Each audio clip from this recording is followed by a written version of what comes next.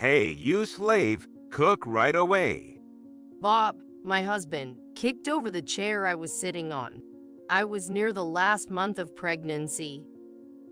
He was furious because I was video calling someone. I felt a sharp pain in my baby bump as I was slammed down on the floor, but he didn't even think of helping me up. Then the person on the video phone who had been watching this situation raised his voice and said, "Is that all you want to say?" Shut up. Who are you? As soon as Bob checked the screen with a flush face, he turned pale straight away. After that, he ended up being rock bottom. I am Catherine, 29 years old. I got married to my coworker, Bob, last year. He was excellent at his job and considered an elite in the company, while my main role was to support him as an office worker.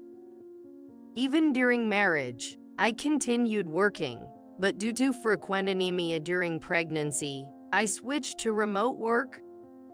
Since then, I struggled to balance work and household chores at home, and at the same time, Bob's attitude became cold.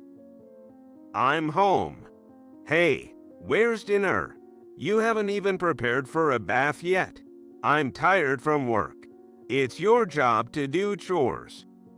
I'm sorry, but I've been feeling dizzy and lying down all day. Our workload has been raised because you changed to remote working. Pregnancy is not a disease. Life is not so sweet. At first, I used to argue back. But every time I talk, Bob talks back to me more than double. He completely stressed me out. I can't stand this when the baby is coming soon. Gradually, no matter what he demanded, I just went along with what he said. And yet, I had been hoping in my heart that he would be back to a kind person, thinking that he must have been upset because of my pregnancy. However, his behavior only escalated, and finally, the worst thing happened the other day. It happened when I was on a video phone call. Bob came into my workroom with a frown. Hey, I'm hungry. Is dinner ready yet? When I checked the clock, it was still more than an hour before our usual dinner time.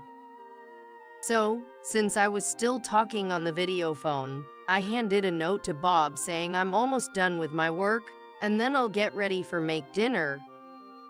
But You slave, make dinner quickly.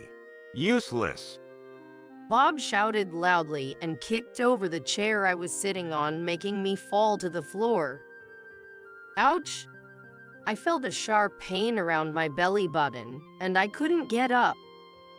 While I felt sorry for leaving the person on the call unattended, I was worried about my baby, so I shouted, "Take me to the hospital right now." But Bob looked at me indifferently and let out a big sigh. Don't be too nervous. Anyway, if you happen to miscarry because of this shock, after all, I'm sure the baby will be a failure. Please. In pain, I started to lose consciousness, and by my side, Bob started smoking leisurely. Then the person who had been talking to me on the call just raised his voice. Is that all you want to say? Hey, don't just cut in our conversation. Wait, what? Bob looked at the screen of the call with eyes as big as saucers. As it turns out, the person on the video call was Line, the manager of the HR department, and we were having a meeting about maternity leave procedures. Bob had never expected that I would be talking to such an important person from the company, and his face turned pale. I'll find out what happened later.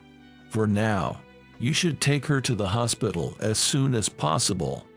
Hearing my groans, the manager felt something serious happening and started giving precise instructions to my husband. However, Bob was procrastinating and never called 911, so Line called an ambulance instead. Fortunately, at the hospital, the baby in my belly was found to be safe. However, due to the risk of a miscarriage, I had to have an emergency hospitalization. If she goes to the hospital, it'll cost money. That manager guy just messed things up. You shouldn't say that. Without him, the baby might not have been survived. By the way, to tell you the truth, don't say anything more to the guy because it will give a bad impression. I can't spend time without reporting anything to the person who saved my baby's life. I wonder how I should explain today's events. Despite my thoughts, Bob started clapping his hands and laughing heartily, ignoring me. About what I said about slavery, I was just joking. I didn't do anything. Did he believe your story? Oh, he didn't see the scene of kicking the chair, so he completely fell for it.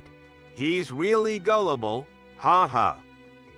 As Bob cheerfully spoke, I stared at him with a cold gaze, and he suddenly became angry. What are you looking at? Anyway, it's your fault for slacking off with household chores and work just because you are pregnant. Bob tore up the maternity record book, threw it in the trash can, and left the room. And from that day on, he never visited the hospital room. Even though Bob had been cold to me so far, I still felt connected to him deep down inside. But through this incident, my tiny hope was shattered. I was filled with apologies to my unborn child, thinking, I'm sorry for having such a dad and mom, and I couldn't stop crying alone in the hospital room. But as I looked at the torn maternity record book, those feelings gradually turned into anger towards Bob. I won't let Bob have his way like this. While clutching the maternity record book, I swore in my heart to take revenge on my husband. A few days later, I got permission from the doctor to be discharged, but I decided to go back to my parents' home to give birth in the best condition. Of course, Bob, who wanted to push household chores onto me, ordered me to come home quickly. However, I ignored his instructions and calls and chose to stay at my parents' house. While I was staying with my parents, Bob came all the way to my parents' house to take me back, but my father sent him away, and he never came back. Then, just before I entered the final month of pregnancy, I was called by the HR manager and had to go to the office carrying my big belly. When I was escorted into the meeting room, to my surprise, Bob was there. And while the two of us were waiting for the HR manager to arrive, he started rubbing it on. You haven't texted or called properly. What have you been doing all this time? I've had a tough time because I've had to do all the housework because you weren't at home. I needed to have a rest for my baby. I thought I'd be overworked if I stayed by your side, so I just stayed at my parents' house. My husband clicked his tongue loudly, apparently displeased with my response. Unaware of the real reason why he was called by the HR manager, he took things easily. Maybe Catherine was called because she slacked off at work due to pregnancy, but I must have been called because I'm getting a promotion for my performance. How much does my salary go up? Haha. My husband was supposed to be in a bad mood earlier, but suddenly he started to calculate the money with a smirk on his face and count on his fingers. You be laughing on the other side of your face. I silently let him do whatever he wanted. Then the door of the conference room opened, and Line, the HR director, arrived. Lynn, I've been waiting for you. What is this regarding? Don't beat around the bush. Just tell me quickly. My husband was probably expecting good news. He quickly assured the manager to his seat, urging him to get to the main point. However, the words that came out of the manager's mouth devastated him. The company takes seriously the harm you've caused to your family and has decided to impose some form of disciplinary action on you. What? Why?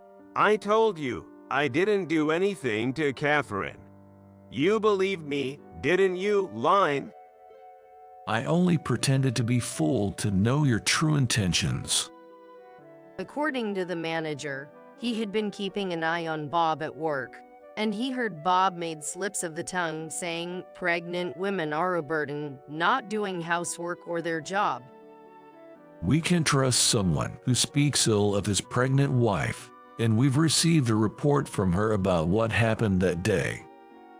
You believe a mere clerk over me, an elite. My husband pointed at me, his face turning red. Given her work attitude, it's unthinkable to me that she would lie. Damn it. I thought I had fooled you.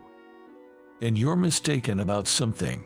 Catherine is a potential future executive. Don't underestimate her. What?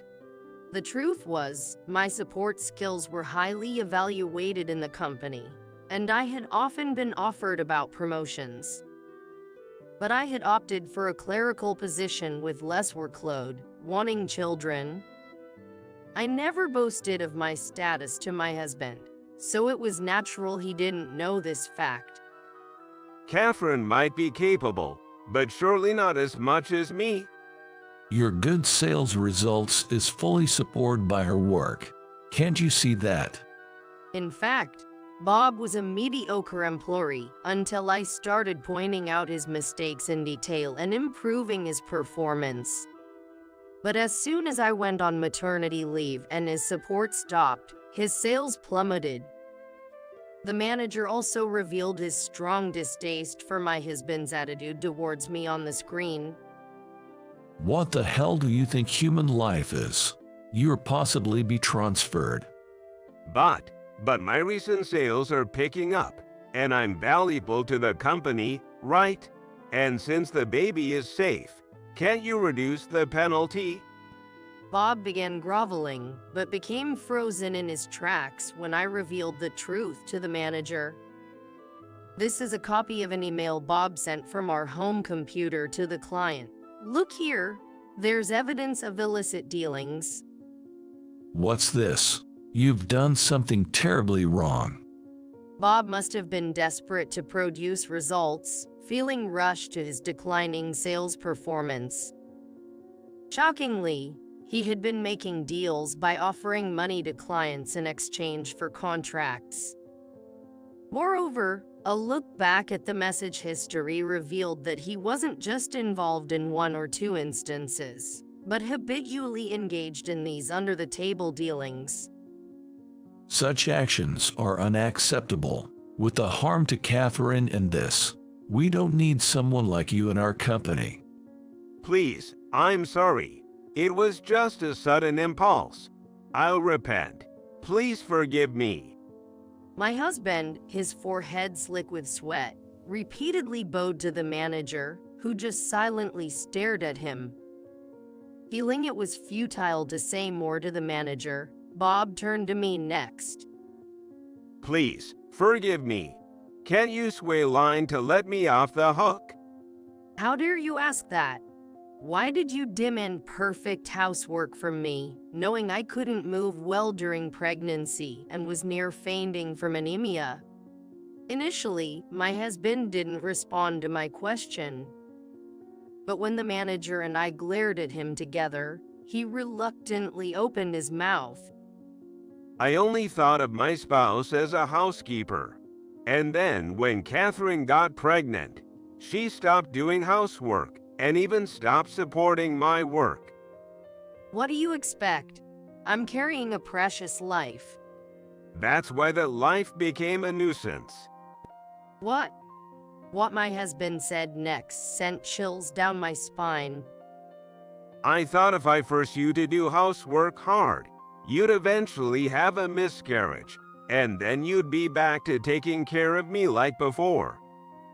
Bob revealed he kicked the chair I was sitting on, hoping to quickly get rid of the unborn child, as it didn't die despite his wishes. Let's get divorced right now. But be prepared, I'll be asking for an alimony and child support. Wait a minute. I confessed everything, so you should forgive me. I don't know you that. I've already consulted a lawyer, and you'll probably hear from them soon. Love. The word lawyer seemed to intimidate him, and Bob fell silent.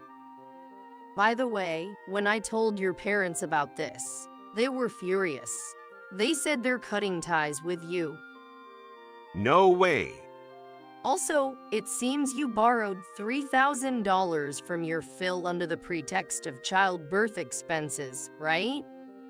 That is.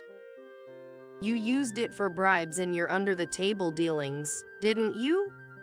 Immediately, Bob's put the sour expression on his face. I had probably hit the nail on the head.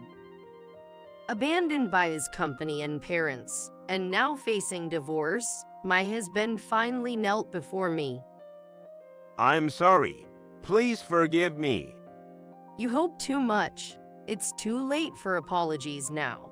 Do you even understand what you've done? But I can't live without you. He grabbed my arm with tearful eyes, but I forcefully shook off his hand without a word. I don't have the slightest intention to help you. Don't abandon me, please. Ick. I'll never forgive you. You'll regret forever for what you've done. I said in a cold tone and left the room, leaving him crying out. Later, Bob was officially fired and sued for leaking company information. I divorced him, receiving a lump sum of $30,000 in alimony and $120,000 in child support. With no income and abandoned by his parents, he moved into a shabby apartment and now earns his living through physical labor. Later, I had a healthy baby boy. I plan to return to work when my son turns 1 and accept the promotion I was previously offered. I want to work hard for my child's sake,